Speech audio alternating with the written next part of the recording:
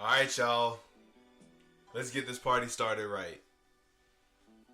Welcome back to episode 2. Round 2, what it do? For all the people in the stands who don't remember my name, don't worry about it, because you will. Welcome back, ladies and gentlemen, to the Continuity Cast. I am your wholesome, most faithfulest host, Chris Cage. What's happening, y'all? What's up? So, honest and truthfully, I actually struggled a little bit to get my shit together to try and record this episode. For a split second, I was about to try and put it off for tomorrow because I was like, alright, let me just save it for tomorrow. I'll have more topics to talk about. I'll have, a little more of an eventful week, especially because, guess what today is, y'all? So I record on Sundays because that's like the only set time that I have free. So football Sunday's back, baby. And guess what's back, more importantly? The Philadelphia Eagles. Let's go. My infirmary Eagles. Guess what, y'all? Y'all not ready for the game plan that we got this season. We decided to switch it up. So instead of being injured at the later end of the season, we injured before the season starts. Get up on game like us. Exactly. Y'all ain't ready for this. So now we ain't got to worry about the injuries later. We good for playoff time. We going to win the Super Bowl again. Philadelphia Eagles to the Super Bowl 2021. If anybody has any kind of arguments, I am down to fight outside at 3 o'clock Central Standard Time. Come try it. I'm playing with y'all. I'm playing. But, that fear avoidance behavior tried to creep back up on me. And, when I was working out, I just say, you know what? You stop being a bitch about it. Just go ahead and just go back into it. We just jumped right back into it. And here we are for episode 2. So we got a little bit of a handful of topics to talk about this week. So my week wasn't too eventful, obviously, because of the pandemic that we got going on around here. Hopefully everybody is staying safe. Please make sure you're staying safe. With that being said, a couple things to admit. I'm a little late to the party. So as of yesterday, me and my beautiful waifu decided, we're gonna go ahead and go all in on this The Boys. So we watched the last few episodes of season 1 of The Boys, and I gotta say, man, that's probably my favorite TV show in a while. I am more excited about The Boys than season 8 of Game of Thrones. I'll say that. I lost a lot. You can tell. I don't know if I have gray hair yet, but I feel like it's on the way because of season 8 of Game of Thrones. But when it comes down to The Boys, I'm really enjoying it so far. For those of y'all who haven't seen it yet, the show is essentially about this dude named Huey who loses his girlfriend in a tragic accident to a superhero who was saving people. So if I was to give this an honest description, I was telling one of my coworkers, I was like, yo, man, it's like The Incredibles, but for adults. And everybody's fucked up in some form or fashion. And honestly, to this day, I still agree with that wholeheartedly. But I gotta say, I really do enjoy the writing. I like the fact that it's not as cut and dry as the trailer led me to believe. Where I was thinking like, okay, this dude is the absolute main villain. He's the one that everybody got to worry about. It led me to believe that it was like Injustice, where it was Batman and his ragtag group of whatever the fucks versus Superman and, with his authoritarian style of leadership. Now, with that being said, that ain't the case. And it's a lot more play at work. And I really do appreciate that wholeheartedly. I got to give it to the writing staff. And it was really nice seeing Seth Rogen as one of the executive producers. That man Seth Rogen knows how to make a good show. I got to give it to him. Props to you, man. And, I can't speak highly enough of the actors. Everybody played their role. I get a good laugh out of almost everybody, especially Carl Urban, who needs to play Wolverine one day. Hintity hint hint. Other than that, everybody does a pretty stellar job. I feel like I've seen Starlight a billion times before. I looked up her IMDb and it said she was in an episode of Law & Order SVU, and I was like, shit, who else ain't in it? But other than that, like I said, everybody around the board, I feel like there's not really a weak link. And there's a lot of room for more theorizing and whatnot. So maybe in later episodes I'll probably theorize, but honestly I don't have the patience just because I'm behind the curve, and I think episode 4 of season 2 is already out, and I know it's hopefully it's another 8 episode season. So I got to get up on my game with that right there. Speaking some more about The Boys, one thing I really do enjoy about it, I love the fact that it's only 8 episodes. That way, we live in a time and age where we've been binge watching a bunch of different shows, 13 episode seasons. Sometimes it goes up to like 15 episodes. And after a little bit, I kind of got burnt out on it, and my wife can't stand this. She loves it. She loves to binge watch, but I grew up where you watch an episode a week, and then you had the rest of the week to, contemplate it, to think about it. And then you would go to school, talk to your friends. Yo, what do you think's going to happen next week? This might happen, this might happen, this might happen. You go and you theorize. You, make up all these crazy plots. And then you get your fucking expectations blown out the water with even better writing. That's the type of stuff that I love. That's the type of stuff I enjoy. I do it all the time with animes. I remember I did it with Dragon Ball Super. I really made the mistake and did that with Dragon Ball Super in the Tournament of Power. I had this ridiculous theory that Frieza was gonna find a way to win the Tournament of Power, and instead of making a benevolent wish, Frieza was gonna say, instead of trying to destroy, he was gonna try and smooth talk his way into getting the powers of Zeno, or something, alternate of that, because I thought Zeno could create and destroy. Apparently, that's still up in the air.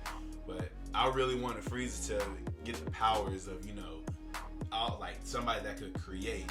That way, my theory, in Cage's universe, in Cage's continuity, Frieza was gonna bring he's not gonna bring back villains and make them stronger, but he's gonna bring in all the movie villains and make them canon.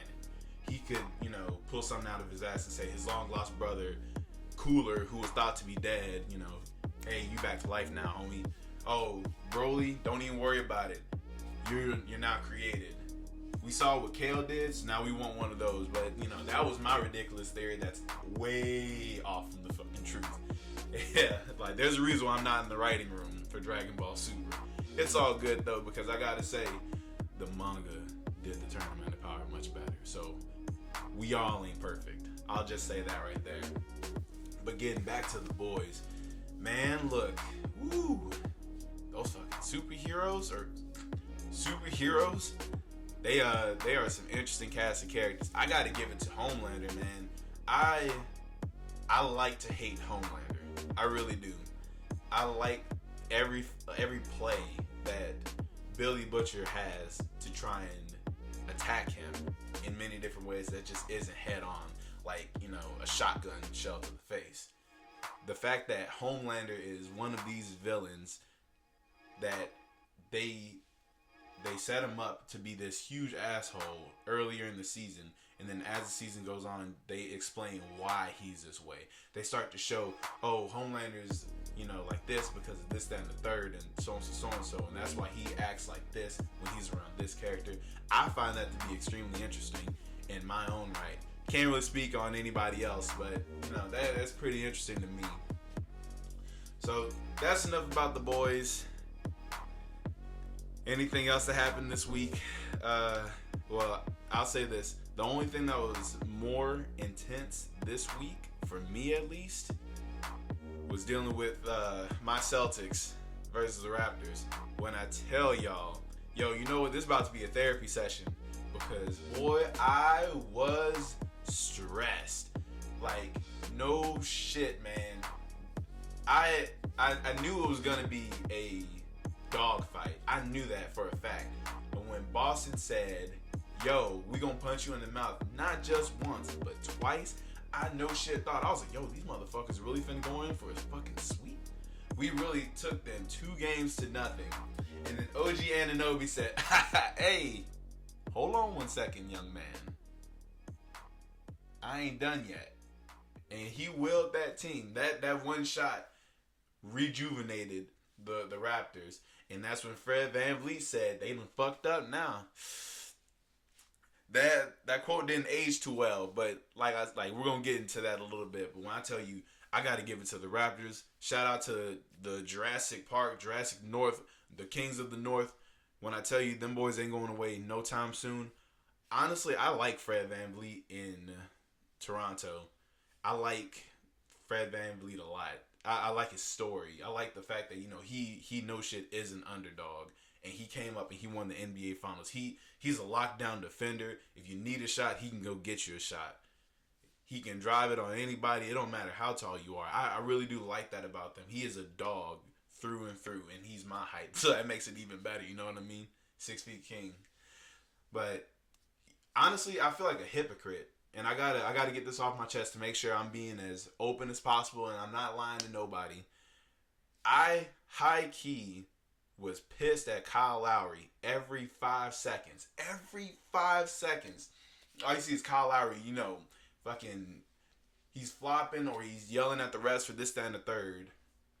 And it was like constant. Every game, he's constantly on them. I was like, damn, man, y'all ain't gonna do nothing to this dude. And then I realized, it dawned upon me when somebody said that he's been in the league for, I want to say over 14 years, maybe 15 years. As soon as I heard that, I said, this is no different than what Chris Paul would do. I can't be mad at that shit no more. He knows the game. I'm thinking Kyle Lowry. I got to give it to Kyle Lowry. Skincare, whatever the fuck he does. That motherfucker looks young. I no shit thought that he was like, mid-20s or some shit. I'm dumb as hell, I guess. Yeah, it is what it is. Fucking Kyle Lowry is over here. He's playing like a veteran. He knows what to do. He knows what the refs are really going to look at, and he knows playoff basketball. As much as we love to talk shit about Toronto before the ring, I got to give it to them boys. They showed up to the fight. There was a string where Toronto would show up and they would be at the top of the East. They just couldn't get it done because we know how LeBron would will his way in there. And we're going to talk about him a little bit later. Maybe in another episode. I don't have the heart for it right now. I can't have the LeBron fans all over me in the second episode. But, shout out to Kyle Lowry. That man right there. I can't lie. I was laughing after the playoffs last season when he had that 7 points or 6 points and he got roasted. But that man is an all-star through and through. That shot that he hit over Kemba in Game 6, ain't nothing you can do about that. Great defense, better offense. Ain't nothing you can do about that. So I can't speak highly enough about Toronto. Those dudes over there, they really took the fight to Boston. They did not give up. I will give them that. As much as I want to complain about the refereeing in Game 6, see, it would be too easy for me to come in here and just hoot and holler and yell and be all like, yo, man, fuck that shit. Those motherfuckers cheated us. No. Because at the end of the day, Boston won. So I can let all of that shit go. I can let it go. Slide smooth off my back. Speaking more about the series, At first, I was confident, especially in Boston. The fact that they went out to a 2-0 lead, the fact that Marcus Smart dropped 5 threes, I was like, yo, has Marcus Smart arrived? Marcus Smart has always been Marcus Smart. He's always been making those winning plays. He has always been the one to dive on the floor and get the loose ball. He's always been the one to lock down somebody. He should have been Defensive Player of the Year. Speaking from my bias, it is what it is. With that being said, I thought he arrived offensively. It wasn't too long ago where teams would no shit let him shoot, just like how LeBron was letting Russell Westbrook shoot. There was not too long ago where he was struggling with wide open shots, and now this dude is over here knocking down whatever you give him. I was like, yo, fucking bet, bro. And Gordon's gonna come back soon. Oh man, it ain't looking too hot. And then Toronto said, nah. It is looking pretty hot. Hold this game 7. Look, hold this game 6 win real quick. All right, cool. It is what it is.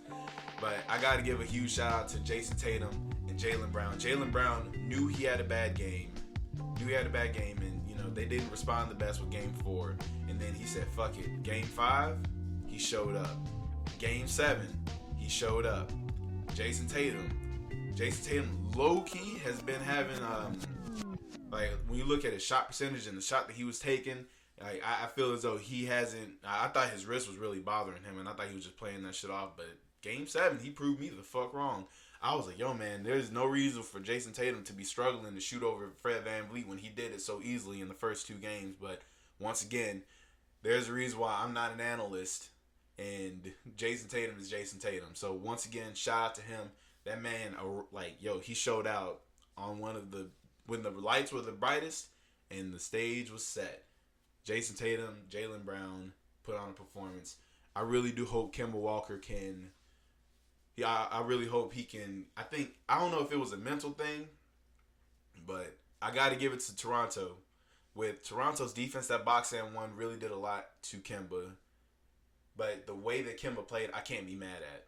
I can't be mad at Kemba for making that pass because they were getting open shots. Boston was consistently getting open shots. At once upon a time, the shots just weren't falling. And when Kemba would get open, it's Toronto. These guys are long, they're fast, they're tall. He's having to put up some tough shots. So I can understand his field goal percentage being down. With that being said, Boston won. What's done is done. On to the next one. And goddamn, ooh-wee, if y'all don't think I ain't stressed, look, can you see the bags on my face? Oh boy, I'm stressed, man. I am. Ooh, oh Jesus, I am stressed. Let the stress begin. Miami Heat. Yo, this is about to be a dog fight, and I ain't even finna lie to you. I think the Celtics are going to win in 7 games. I can't lie to you in the slightest. And this is me trying to formulate my own opinion based off of what I've seen Miami do in the playoffs. I don't know if I should count the regular season because in the regular season they didn't have all the pieces that they have now. Like Jay Crowder is in the starting lineup. That's something to take notice of. Andre Iguodala is coming off the bench, yes, but Andre Iguodala is bringing his style of defense, which is huge. And not just his defense, that's playoff experiences right there. Like, these boys are something to worry about. Like, I got to give it to Miami. They got dogs on their team. DAWGZZZZZZZZZs. Dogs. And I think Boston's going to be able to do it.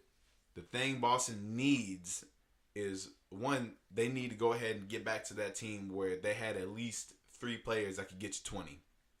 Keyword was at least. If Gordon Hayward comes back and Gordon Hayward plays like he did at the beginning of the season or whenever he was there consistently, when Gordon Hayward was there consistently, they was giving them problems. Boston was a hard team to deal with. Not just offensively, but defensively. Gordon Hayward's a long motherfucker. And now that he's playing with confidence, especially with that ankle, oh yeah, I just hope he gets over that mental block with always being injured. It's like with Carson Wentz. I would love to see Carson Wentz shine. He's just got a mental block because he just keeps getting injured. And I can't speak on this because I haven't experienced this myself with me not playing in any leagues before, but I'm a huge basketball fan and football fan. I can't imagine playing a game where you've done so much to contribute and then you get injured and then your team still thrives without you. I know that has to play some type of mental game with you. But here's hoping that Gordon Hayward comes back around I'd expect him back around game 3, game 4. Hopefully it's not too late then and he shows out. Like, I really need Boston to go ahead, get this banner number 18 so I can let this shit talk shine. Because R.I.P. Kobe. After 2010, when Kobe literally snatched my heart out, I need some redemption. Especially if we play against the Lakers. I think it's going to be the Clippers, but in the off chance that it turns into a Celtics-Lakers, LeBron don't need that 4th ring. Go ahead and get you one, Jason. Go ahead and get you one, Jalen. Marcus, you know you deserve one. Go ahead and get you one. Keep fighting these motherfuckers. Fuck them. Take that goddamn ring. Oh man, this is fun. Look, I'm so glad I decided not to be a bitch and go ahead and just get in front of the camera. I forgot how fun this is. Let's go ahead and see what we got next on the topic list. So, what else has been going on in this week, man? Look, I completely forgot to talk about how my boy Gus shows up in The Boys. Damn, man. I really should have spoke on that. But you know what? You live and you learn and you get better at what you do. As long as you show up. That's all I'm telling myself at this point. So maybe next time I remember that as season 2 goes on. Because, and here's another disclaimer. Here's another one. I just finished Breaking Bad. All the way through. My wife and I are supposed to watch El Camino today. And I gotta say, couldn't nobody, no fucking body, have the world shook like Gus. That motherfucker Gus, when he took that box cutter, oh man, Walter was shitting himself. Man, look, Walter was a hard motherfucker after Gus. Look, you see, I had to catch myself. Walter was hard. I got to give it to him. It was great seeing Walter in control. But when that motherfucker Gus was around, nah, fam. You might as well go ahead and go on somewhere. Gus had the game on lock. And the worst thing about it was how methodical he was. I love the fact that Gus had everything on lockdown except for old boy Tuco's uncle. I can't even remember his name, man. Salamanca, I think that's his name. I really hate butchering names. I hate mispronouncing names. I really need somebody to just go ahead and yell it at me. But I'm not finna go back and rewatch Breaking Bad just to learn his name. Just to be candid. So, moving on. I think we should go ahead and wrap up this episode. I can feel it kind of getting longer. I can feel, I'm starting to get more and more comfortable even though I sat up the whole time into the microphone. But last episode I noticed I was a little, on edge. I talked really fast. I kept looking away from the microphone. And here I am, talking really fast, looking away from the microphone. So let me slow it down. Let me take my time and ease back into this. Because now we're about to get into the chapter that caught my eye this week. Now, I don't know about anybody else, but for me, I get my manga chapters a little late. I get everything on Sundays. And at the time of this recording, I haven't gotten anything on My Hero Academia, Black Clover. I haven't gotten anything. I was thinking about picking up Spy Family. I heard somebody say some good things about that. Yo, if you have any manga suggestions, please don't hesitate to put them in the comments below. Any good comic books coming out, please put them in the comments below. I've stepped away from the comic book game because I really wasn't feeling a lot of the directions that they were taking it in. And, I'm not finna shit on somebody else's parade and say, this is horrible, this is terrible. It's just, I just, had to remove myself and say, this just isn't for me anymore. But when it comes down to manga, I've been reading, I think I've been reading a lot of seinen, honestly. I started reading Jagan, and I haven't read that in a minute. So, if you got any suggestions, I honestly prefer shonen manga. I like to see motherfuckers throw hands. But if you have anything that you think is good, if you have whatever it is, don't hesitate to send it to me. I'll give it a look. I'll give it 3 solid chapters, and I'll let you know how I feel about it. If I'm not feeling it within 3 chapters, then it is what it is. But the chapter that caught my eye this week. Let me get ready. I gotta get dapper down for this one. So we gotta talk about this goat piece. Bro. Goat piece out here letting these motherfuckers know something. Out of everything that happened in that chapter, I'm really loving the pace. Things are picking up in Wano. Things are like shooting. There's shit constantly happening on almost all of the different fronts. Man, where to even begin? So, from the main things that jump out to me, I'm not going to talk about Diaz Drake just yet. I'm saying Diaz Drake because I watched the English dub. If you want to fight, meet me outside 3 p.m. Central Standard Time. I can't fight during the Eagles game. My team needs me to coach them through the TV. They listen. But that boy Luffy, man. Luffy got him a squad. And one thing I love the most about One Piece is watching them grow into that. Watch every single one of them struggle with something that they now excel in exceedingly right now. So, real quick off the top of my head, I know that you see Luffy, everybody just jumps into action, the Straw Hats. And off rip, Luffy just puffs up into Gear 4. And that's one thing that I started to notice. I saw it in the One Piece movie Stampede. And I think it happened in the Whole Cake Island arc. Somebody, please, put me up on game if I'm wrong. But Luffy he's been having a habit where he'll just puff up into Gear 4, especially Bounce Man. Like, he'll do it for a short stint, go back down, then be able to do it again. So this is me thinking that, okay, maybe he's condensing his time in the form to try and make better use of his haki. Because what I remember in Dressrosa, once he used the form, Gear 4 for a while, he was out. He was done. He was out of commission for a little bit. And I think it happened again in Whole Cake Island against Katakuri. Once again, if Cage is wrong, don't hesitate to let me know. That's the only way I get better at this. So Luffy puffs up into Gear 4 and he starts handling business against these motherfuckers. Like, you know what, y'all are just fodder. I don't even know your names. Get out of my way. Zoro gets a little chance to shine when he's just slices open, like he slices apart this iron club.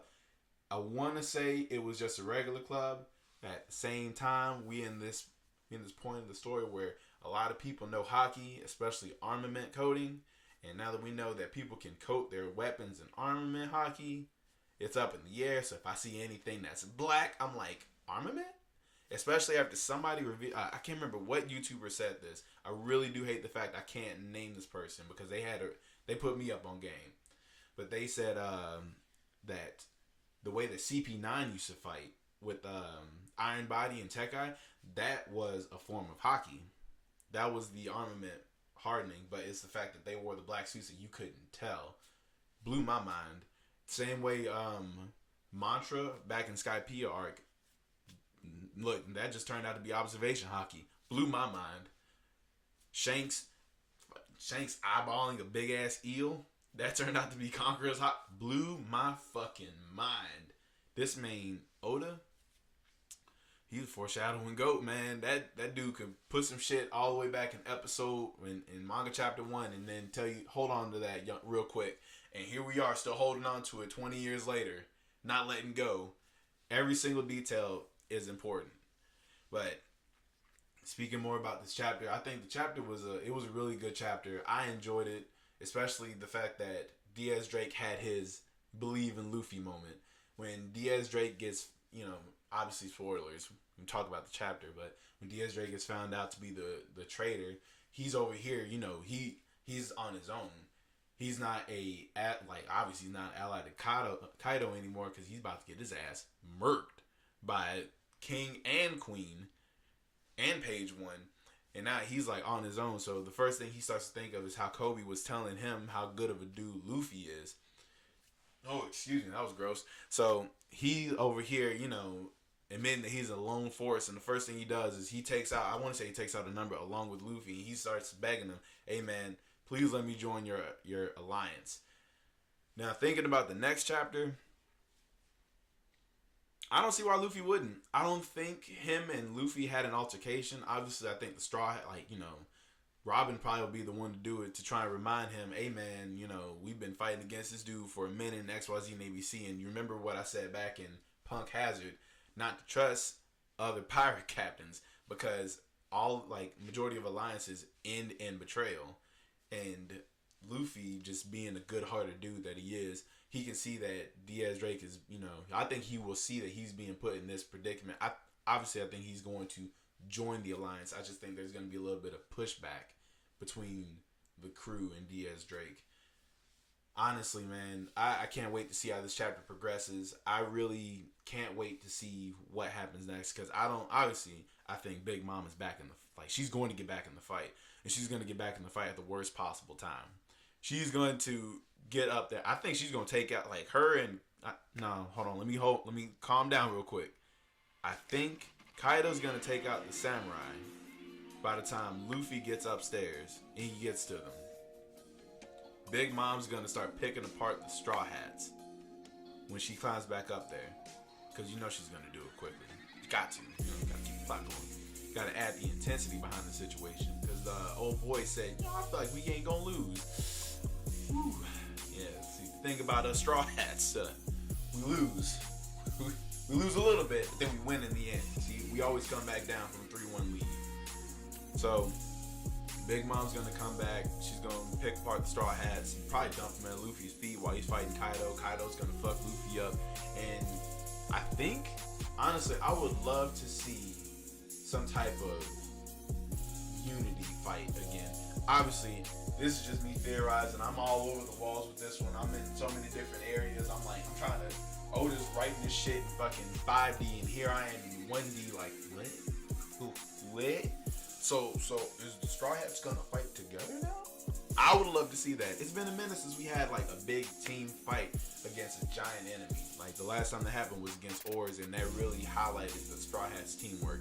I can't wait to see their teamwork again. I would love to see their teamwork again. But that's just me. So, now that we've reached the end of the show, I would love to say thank you to every single person who decided to come back for round 2, episode 2. I would love if you go ahead and you see that little red button down there. It says subscribe. Please don't hesitate. Hit the subscribe button for me. While you at it, go ahead and click the notification bell. That way you know whenever I pop something up on your timeline. That way you know you never miss anything.